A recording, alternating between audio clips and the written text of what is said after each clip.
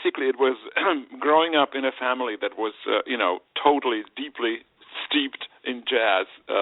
My mother was a jazz singer, a very prominent jazz singer in Czechoslovakia, where I'm from. And my father, in addition to being a doctor, he was also a musician, played bass, vibraphone, and, wrote, he was a composer, wrote songs, and, he was a true Renaissance person. And I, from very, very, early memories, I just remember hearing a jazz group rehearsing in the next room. So, and I was, a baby. So they, of course, encouraged you to follow the musical path. Right.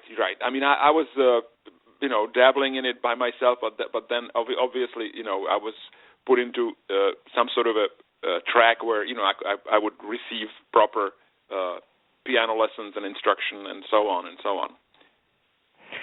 So, but early on, didn't you tour with, Sarah Vaughan, one of the greats? That was 20 years later. I was just talking about the initial, spark as far as music, and then obviously I went through schools and through in Prague through Academy of Muse Arts and studied classical composition. And actually, as far as film scores go, before I even left Czechoslovakia, I had a chance to write a movie musical in Prague, where I was 19 years old. And it's a very popular fairy tale, and had songs, and I actually did all of that while I was still there before the Russians invaded us. So film scoring was definitely on your radar during your early years. Right. It was just something that as much as I was a jazz pianist, which was what I was known for, I was very much influenced and interested in pop and rock, and be it Jimi Hendrix, Beatles, and on, and all of that. I was totally in love with as well as jazz. So I kept eventually combining all those things together. Obviously, you have you've always had very eclectic tastes and musical gifts. But when you think about the history of film composition, are there any particular examples that are at the top of the list for you in terms of what appeals to you most? It's you name it. If it works, you know what I mean. If it grabs me, and people like obviously John Williams, probably the greatest of all time, and even people like Jerry Goldsmith, But I'm talking about, those are very traditional movie composers. And I came in from like a really, really left field, even though I did study classical composition in Prague. And but it was more of a pop rock and electronic music that got me in the door here, as far as with eventually ended up doing Miami Vice. Well, you're right. I mean, if you think about the period of the mid 70s earlier, it was very classically driven, and then they started to become a lot more adventurous with the film score trend. So, did it feel like you kind of hit that wave at the perfect time for you? Well, I guess I was part of the spark that that drove it that way, because yes, yeah, and I was among the people like for instance like Tangerine Dream and Kraftwerk, and all those things were happening, and I was basically doing something along the same lines simultaneously, and I got noticed, and I was able to expand from that into more of a I don't know if the classical is the right word, but more of a proper composition, where as opposed to just pop songs or pop. So that's where I was able to expand into like a real sort of score like situation. So tell me, this interests me because you come from a background of playing with some of the great musicians, various forms, whether it be pop, rock, or jazz, and doing your own original pieces. How does that differ from having to create something that fits another person's vision, that fits a director's vision? Is that an adjustment? Yeah, of course. Yeah, of course. It is a collaborative thing, but it also depends on the producer, director, or whoever's in charge. Who has the ultimate say about what the music's going to be like, and what's going to go in and what's going to get thrown out. And I was very fortunate. My first major project, really, was with Michael Mann, and this was during the time when Michael Mann was open to let me do whatever I wanted. So it sounds very unbelievable to people who work with him since then or before Miami Vice. But when I got involved in the pilot in 1984, working on the pilot for Miami Vice, it looked very good. It came out great. The studio loved it. Everybody, network loved it, and it looked like we were obviously going to go forward with ordering, a run episode, 22 episode run. And Michael, we were mixing the pilot, and he told me, he says, when we, go to series, I just want you to run with it. That's a quote. And it was just astounding, where he let me basically weekly watch the rough cut, just dialogue and sound effects, and come up with music and place it where I want it. That was so unbelievable because, every time I work in other film, there's so much micromanagement, and too many fingers in the pie, and, that in the end, you don't even know what you're doing. But I was able to basically keep it completely pure.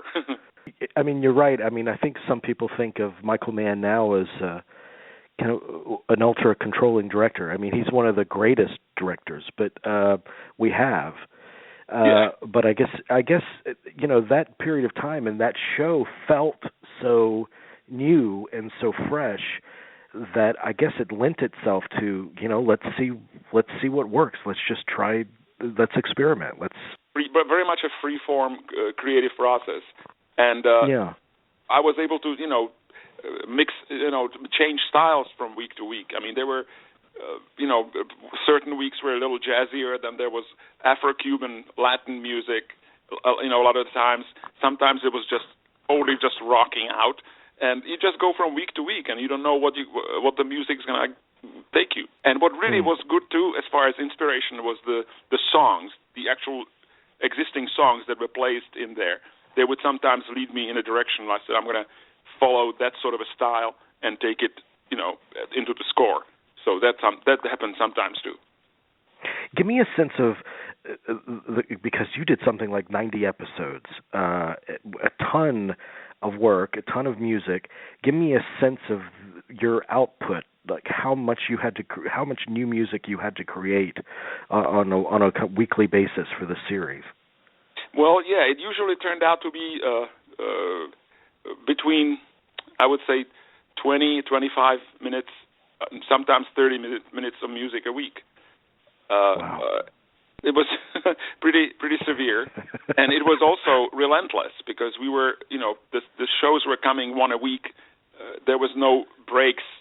I mean, just barely breaks, like maybe for New Year's, and but it was 22 weeks in a row. So. I was listening to the collection because you've released the complete collection of your Miami Vice music, and it's very thorough. I've been listening to it for the past week nonstop, and there's such variety in it, and so much of it is so beautiful. There's a selection called Teresa that I keep playing that I adore. And then, of course, there's the main theme, and I read somewhere where you actually had worked that out before meeting with Michael Mann. Yes, what happened was before I got, even for the first meeting, I went over there with a friend of mine. Just, I was on my way back to the airport. I was going to fly back to New York, and we just stopped by Michael Mann's office, and he was still just first, casting, putting together the show. It wasn't, they didn't even start filming. And we were talking about what kind of music he would like to hear, and it was basically he wanted to hear something that's not on TV. It has to sound like totally not TV music. And I said, well, I have something here. Listen to this. And that was basically, as much as he liked it, the first thing, I still did write 3 alternative versions. And after that, we went back to the original one, because that one really clicked. So that's what you do. You when you try, and then you realize that you actually had it on the first hit. It's amazing because that show was such a cultural phenomenon, and as was the music. I mean, the music played such a major role in making it that phenomenon. It became a #1 album, which is unheard of for a TV score. #1 Go single ahead. too. Yeah, I mean, when were you first aware that, man, this people are really identifying with this music? I think it grew over the first year, and towards the end of the first year, we knew that it was completely out of control. That it's blowing up all over. And I remember that's when we started discussing we have to put out an album. And originally, obviously record companies, being the geniuses that they are, they wanted to put only the songs. And and I put up a stink, and eventually I ended up having four cuts on the album. But they just thought that that's what you do. You just put the songs. And anyway, so that's how that went down, and it really blew up like beyond our wildest expectations. Did you find that after the Miami Vice period, that when filmmakers came to you, they essentially wanted you to repeat that formula, and did that keep you from kind of stretching musically as you wanted to do? Well, not really. I was able to sort of take a little bit of a step back after because I had to leave after 4 years. I wouldn't do well if I kept another year, and I got more into like being with my family here, and also another interesting thing that I noticed towards the end of the 80s, there was in Hollywood at least there was some sort of a backlash where they was okay, we gotta now go back to orchestral. Most of the motion pictures, they didn't want to know about electronic scores, and it got really pronounced after a while. And you're right. Yeah. It was not like I would not like to do stuff with with an orchestral thing, but I felt that what I really have to offer when I'm at my best is making electronic instruments sound organic and actually alive. And and the funniest thing that happened was I did a score for a TV series called Capital News, and I did the score and the theme. And basically, what happened was I got removed from it after a while, and by the time it came on the air, I listened to it, and they actually augmented whatever I did, and they added orchestral instruments duplicating whatever I did. And I'm sorry, but it really sounded like a halftime football game college band. Yeah. It was despicable. It was just horrible. But that's again, it was this push, like we cannot have it just one person playing electronic instruments. So. Well, I mean, you're so right, because I recall maybe 77 or so, Tangerine Dream did The Sorcerer, which was a unique score at the time. And right. Then, I mean, you really broke through and changed the mold of scoring as well with Miami Vice, and then there was a period of Georgia, of course. Yeah. Midnight Express, that was fantastic. Yeah, that one brilliant. I really liked. Yeah. And then they did go orchestral, and that lasted probably through to the mid to late 90s. But now I find that the trend of film scoring seems to be just more of an extension of sound effects. I miss the melodic quality of it. Right. That is true. That is true. And again, that's something I always felt that I wish that that my approach to that was appreciated more. I felt it was appreciated, obviously, because some people would hire me and I would be able to do it. But I felt that people missed the point when I would play them some things, and they would start talking sounds, and analyzing it from complete back end. And what about the musical language, and what about the emotional charge that you have in this melody? And that's what I believed in. Tell me your ideal collaboration with a director, which I would think somebody like Michael Mann would fit that bill for you. What is the language that you guys share when you're building music? Again, it's not, especially with Michael Mann, that would be like a hard situation to explain because it was so wide open. It was, I would get like the only notes I would get during the year or towards the end of the year, and when I got start next season, he would say, "Just give me more," and he didn't say more what. It was basically more. And I really appreciated that. I really like having the autonomy, and which is very rare.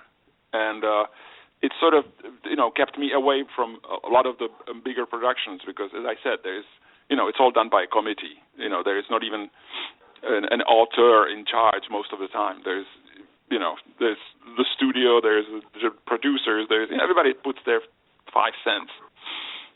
Well, between Miami Vice and of course Cocaine Cowboys, which I'm crazy about,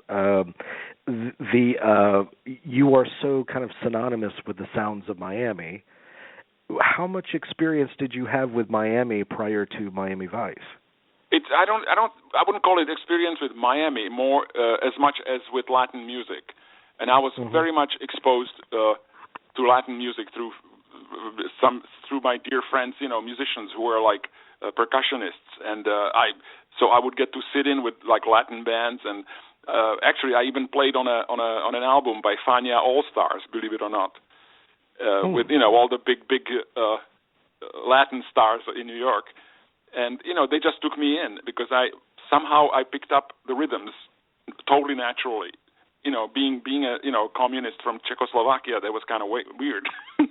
But I totally, I was able to sink into the rhythms and like groove with them, So that really prepared me more than the actual location of Miami, where, obviously Latin music rules there, Latin pop and, whatever you want to call it.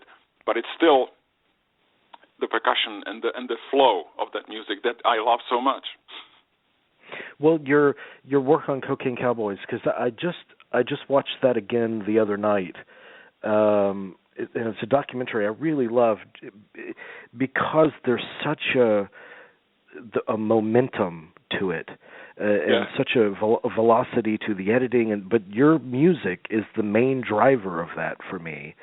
Tell me, is there any kind of different process for you in terms of it being a documentary as opposed to a narrative, or is it all kind of the same? Yeah, there is a different as far as the length. The strokes are a little longer in the documentary. You draw like a longer line. You don't follow a twist in a scene, or whatever happened, and there's no surprises, or most of the time. It's more like extended mood pieces that sort of carry you forward in that. So that would be the difference between, dramatic scenes and documentary scenes. And what was we had Billy Corbett on the show actually. So what was it? What was the experience of working with him like for you? It was very smooth. It was like. I would play them things, and it was just very easy. I didn't feel like I didn't get any adverse reactions. It was very smooth. Yeah. So that's how I like it. Do you still get lots of offers for film scoring, or is because we talked about the difficulty of people realizing the value of how your music can serve films today, but are people still coming to you often? I've sort of removed myself. It was part of it was on purpose. Especially at the end of the Miami Vice period, there was other things happening that I could do. I started work. I did more advertising, and it turned out to be very, very lucrative. So I didn't have to try and score. Get into films. And it was the fact that I also I wanted to stay on the East Coast, to be here with my kids and see them and enjoy them growing up and be here, as opposed to going to LA. Even though I did go to LA a lot of times, but nothing truly big materialized. There were few motion pictures that I did, but nothing of an extended thing. Which again, it was just hard for me to work under too many cooks. Yeah, I understand that. Yeah, and and it's also having to be on the West Coast. I wasn't into it, and I didn't have to. I mean, I was doing well here. I guess I'd like to know what excites you musically now. God, I don't know. I'm going like almost full circle. I've gone. I like some really good EDM stuff. Really gets me going. I like that. I'm not particularly fond of rap. I mean, some people like it. I like the beats, but I find the people talking over it distracting. Mm-hmm. Especially when there is like a good song, and then they add somebody rapping. I just don't see the point. But the music, God, I mean, any good pop music, people like. I love Ariana Grande, for instance. She's like an incredible singer, and she's got great songs. And then, but I find myself listening more and more again to jazz. I mean, 60s jazz, and classical music. It's like I've gone full circle. So, it from day to day, it could be anything. Do you find? I mean, I was reading some of your discussion of your early jazz experience and talking about your love of jazz and that you think it peaked in the mid '60s with Miles Davis. Yes, I would say the end of this. By '69, it was pretty much done. The whole output between all the stuff that he did with the band with Tony Williams and Herbie Hancock. They would cover from '64 to '68.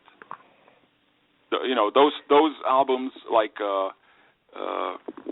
one is called Nefertiti. That is just mind-boggling, beautiful, and all the some of the live things. It was just. I didn't care too much for once he started playing the extended jazz rock jams.